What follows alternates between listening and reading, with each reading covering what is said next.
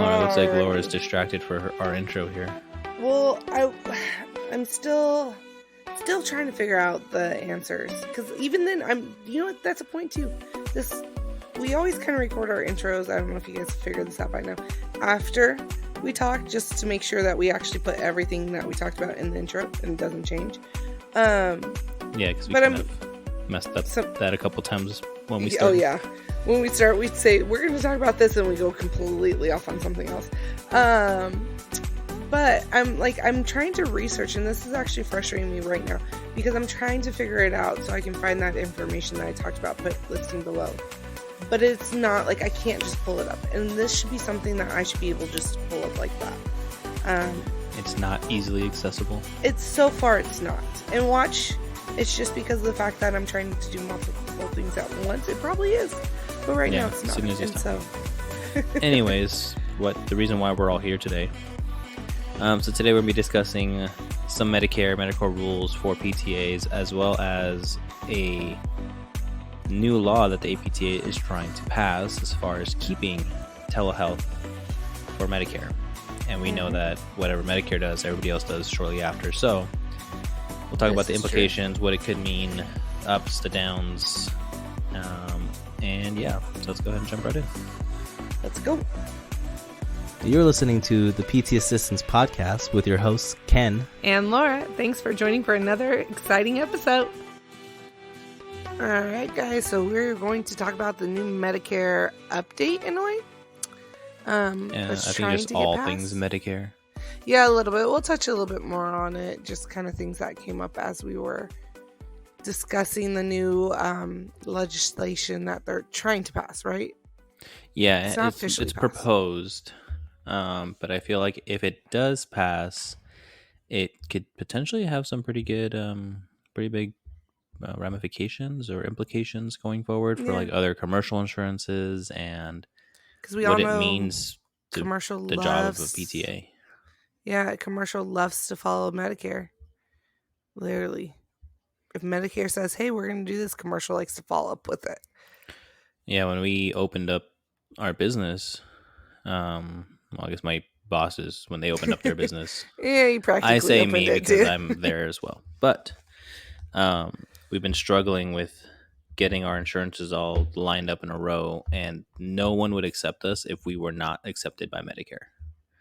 Yeah. That's how much weight Medicare pulls. The standard is just so high of what they require that they're like, if you can meet Medicare standards, you'll meet our standards, and so we don't even have to look. Yeah, essentially. Medicare approved you? Okay, cool. Then yeah, you should be fine. Yeah.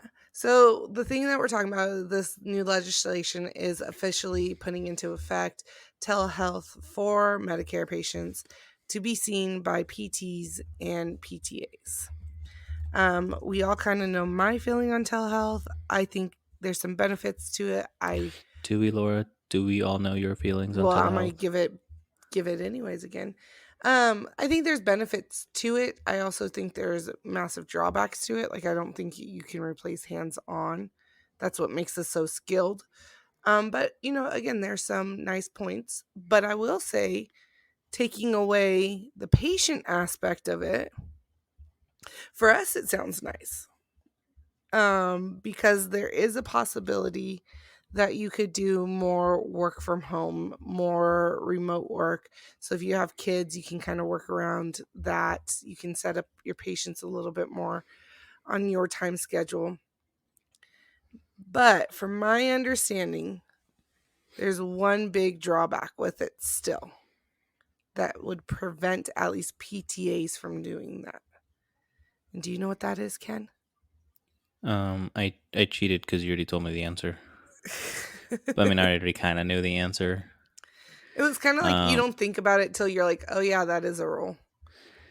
I was actually trying to look it up right now because I wasn't sure if it is. Maybe you know the answer. So the biggest drawback is the fact that PTAs need to be directly supervised with Medicare. Mm-hmm. So I wasn't a PTA at the time during COVID when this was already starting to become a thing. Laura was. She saw some telehealth patients, but the rules still apply that a PT had to be on site with her. That's Like she wouldn't be able to do the visits from home yeah. because there's no PT there. So that's still my understanding is no matter what, a PT still needs to be on site when you are providing services to a Medicare patient. What I was curious, and I don't know the answer to this, I don't know if you do, if this Medicare rule that PTAs have to be supervised, is this state or like by every state or national, like the whole I think nation has to just do this? straight up federal Medicare rule. Okay, it's not yeah. like state to state, because I It's not know by for state by us, state. we have our 2,000-hour rule. We can go from on-site to general, and The 7 visits, all so that I kind don't of know stuff. if But no, but like, Medicare okay, so Medicare so like, rules what usually about cross home across health? the whole entire thing. What about That home one health? I'm not 100% sure. Can PTA see Medicare home health patients? Great question. Because I've always wondered the same thing, because from my understanding, at least that's how I understand the telehealth, is it falls under the same thing like we have to do in outpatient, where because it's still like you. So okay, sorry, let me backtrack to make sure this makes sense. So currently, from my understanding, telehealth kind of falls under the outpatient umbrella of Medicare. So it still follows the outpatient rules of Medicare with it, which I know for a fact, for sure, because again, my setting is outpatients. Medicare patients cannot be seen without a PT directly on site. So that doesn't mean they have to be necessarily in the same area, but they need to be technically on site of where they're getting treated. So again, my point, because the patients ask me this and they're like, wait, what? And I go, yeah, I hate this rule. I'll be completely honest with them. And the way I describe it, I go, you could have a 10-story hospital. The PT could be on the 10th floor all day long, and I could be treating patients on the 1 floor all day long, and that counts as on site. And so it's frustrating, because with the amount of technology we have, we can always get a hold of a PT no matter what. And to me, I'm like, I don't see how any of our treatment changes if they're on site or not on site. But again, that is one of the things we can't change. And so my understanding, telehealth is exactly the same. At least in the outpatient setting, they have to be on site. Now I've always wondered it. I've never worked home health, so I've never paid that close attention. But I don't know. Yeah, I I'm know not it's sure. the same way for like inpatient, skilled inpatient. PT has to be on site For us to see Medicare? Mm-hmm. Which, I mean, it's funny, because so when I was working at my acute setting, and like I don't think I once checked what insurance the patient has. Right. So I'm not sure if the Usually rules. it's the person who makes it. At least I know, like, our DO just honestly didn't really have PTAs treat Medicare's too at all. many Medicares, just because of the fact that what's the word I'm looking for? Reimbursement. They were prepping for the change in the reimbursement, so they were already changing how they because it was supposed to be in effect at that time, but it got pushed back. So they had already started prepping that to make the most money. They were sending the PTs to the Medicare. Yeah, maybe they just, it was always a rule with them that they don't do any Medicare, because I never once looked at what insurance the patient has. Yeah. I will say though, like, for me, the place I did my skilled nursing, like, we had like 5 PTs, 6 PTAs. Like, it was a huge rehab facility. So like that usually wasn't an issue. But yeah. But what else did the article say? It was mainly just kind of what that I think at first it was kind of being pushed back a little bit, kind of thinking that it's not really needed, that because the emergency is over, the need for telehealth maybe over as well, or just because the emergency is over doesn't mean telehealth services should be, like, it kind of goes back and forth on whether or not telehealth should be here to stay, or it should remain under the emergency type of setting, treatment type of deals. I'm just thinking more, like you already said, like kind of like long term. I think it would open more doors for PTAs being able to work from home, which is kind of not what this field I think is really intended for. I don't think it's a strict telehealth, like, oh, I think we'd be able to get by treating everybody telehealth wise. No matter what, I still think we need clinics in person. Patients still need to come in, be seen, maybe transition more into a telehealth near the end of their treatment, maybe just kind of more maintenance. Like if patients want to check in every one or 2 weeks, see how they're doing. Maybe more. Oh, can you do telehealth visits for cash based patients? Yeah. Like you don't even have insurance really Yeah. involved. You can't. No, you don't have to worry about that. We did cash. We did liens all the time for when COVID hit. We did the first people to go to telehealth for us was liens. Maybe we should. Now I'm thinking more business standpoint wise. Maybe we should open that as an option. Telehealth cash pay. Yeah. No, really, like the only rules that go in place, honestly, are just your state rules. At that point, so much of our rules that we have in place are dictated by insurance and not even so much our license of like how we can and cannot treat. Again, each state is different. Some states, like freaking, they've got no supervision rules. They don't care. It's just you can treat whatever. But again, it then comes down to each of the insurance pays. Where our state, like we have set different classes of supervision and you have to meet certain requirements before moving on. But yeah. See, and that's what I was wondering. Like those places that have those indirect and general supervisions, like you can see whoever. Like I wasn't Mm-hmm. sure if the line was drawn at Medicare. Well, I don't know. I think it just depends on your state. There are state different rules too. Like for example, our rule and one of the things that I again kind of came up with the Medicare situation is since recently my PT went on her honeymoon. So she was gone for a couple weeks and it was just me a couple of the days. And so we could only book 2 patients per an hour for me. We could not book any federal pay or Medicare paid patients because again that they couldn't be seen without a PT on site. And so because of that, like it throws a wrench in your whole ordeal because patients are like, well, I don't mind if I'm being seen with other people. And it's like, well, yes, I get, like, I literally would have to tell patients like, hey, I know you got booked this date, but this has come up because like they book way in advance and things change. And I'm like, unfortunately, I'm the only one here and your insurance states I cannot see you. Um, and then other patients were like, are you sure you can't fit me in that day? I'm like, I'm sorry, I'm completely booked. I go, normally it wouldn't be an issue if someone else was here. I was like, but however, because I'm the only one here, our rules dictate I can only see 2 people per hour. And most of the time, I would say patients understand it. Some get a little frustrated with the situation. I always try to find like a convenience of putting them on like a wait list or um, making sure we get the time they want for their next one or booking them out a little farther in advance. But it definitely comes, there's different, like, for example, those are 2 different reasons why I could not book someone with me when I was by myself. One was completely because of insurance, and one was another because of visits. So.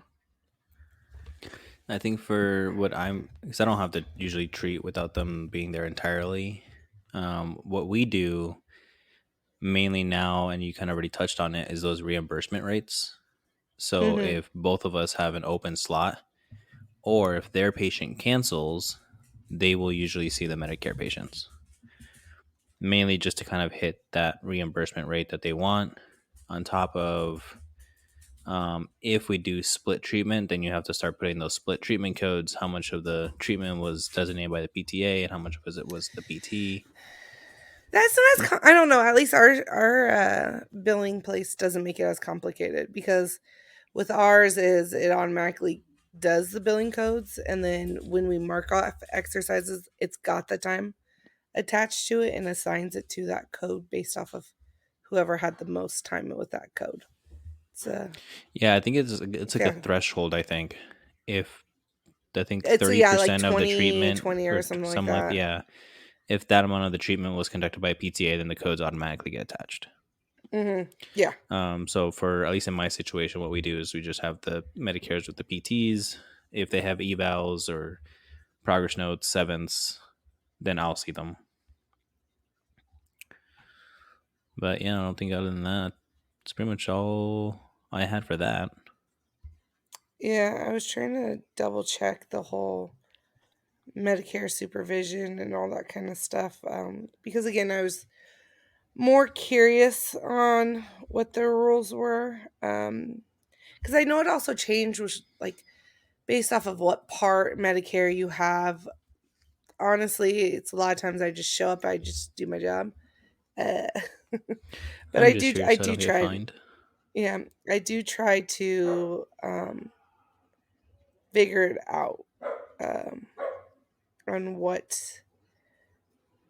is needed, what is required. So what we'll do is I'm gonna look into it more, guys, because I do know it slightly changes. If you have more experience with Medicare and you've worked with a lot of Medicare before and you get the ins and outs, we'd love to pick your brain a little bit more, because I think no matter what, it's always confusing. So we'd love to get your opinion on how to give the best treatment, but stay within the rules of Medicare also. So let us know, but I'll also take a look, and we'll put the requirements down below in the box. And Ken is giving me a weird look of like, we will. And I'll do the looking up. I'll copy I'm and kind of paste curious it. on what and, she's gonna do. Well, I'm literally gonna look up and see what it says, like supervision wise for in, out, acute, home settings, and just what Medicare supervision is under their guidance. Yeah, I think So. this is, I mean, since we kind of started this podcast, I think it's always a good way to just get information from different fields. And we've tried to have a variety of different people on the podcast. We're still trying to aim for more variety as well. But then again, like most of our experience is outpatient.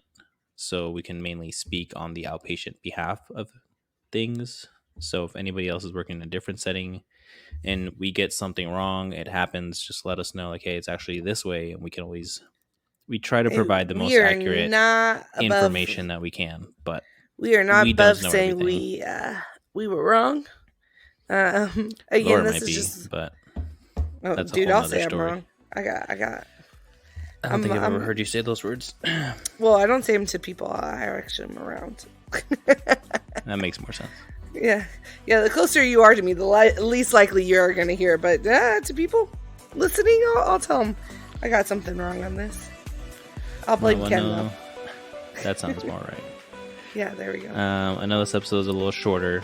We just want to touch base. Again, we've been kind of all over the place. We, again, are huge hockey fans, so we've been watching the playoff hockey, and we're in the finals right now, so that's kind of taken a couple days from us, and on top of everything else we have going on, it makes it a little hard to find some time to record. So thank you for bearing with us. We have a couple replays up. Be sure to check out our previous episodes. Once we get caught up, we are planning to have more people on with us and do some more interviews if you'd like in the join, near future. Let us know. Please reach out. But until then, we shall catch you guys next week. All right, guys. Talk to you later.